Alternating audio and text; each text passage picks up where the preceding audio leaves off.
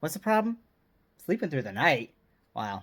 Honey, I'm not going to have a lot of advice there. That was never a problem for you. You wouldn't even let us hold you to go to sleep. You would just go down in the crib, surrounded by all your stuffies and blankets, and you got your best sleep when the vacuum was running in the next room. Maybe try that, just give her one or two little snuggly blankets, a little pillow for her head, and go wash the dishes, run the taps, see what happens. Is he still crawling?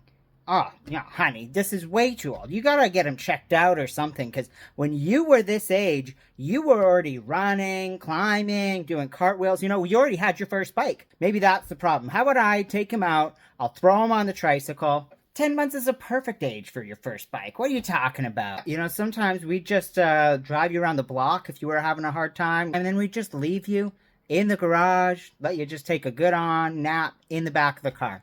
Well, don't worry. You weren't cold. We just left the car running in there. And you were fine. It always knocked you out. First words? I don't recall the specifics, but I know it was early. Definitely earlier than this. You might want to look into some of that, what do they call it? Speech therapy. Because by the time you were 8 months, you were talking up a storm, telling stories, and you already knew all your letters. By 18 months, you were reading your first chapter books. Oh yeah, we would just leave you over by the bookshelves and just let you pick whatever you felt like.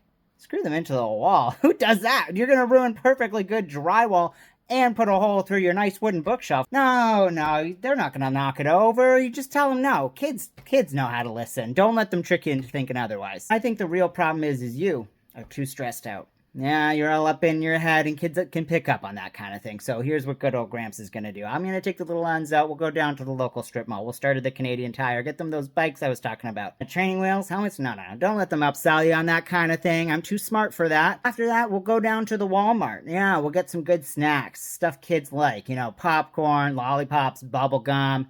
And then maybe we'll swing by the Toys R Us and just buy every other toy in every aisle. And we'll just swing by back here, drop them off with all their new stuff. They'll be so happy and have it all just out of their system. I guarantee you'll get a good night's sleep tonight. And tomorrow, all these problems will just kind of go away. If that doesn't work, they might just be broken forever. You ever think about trading them in?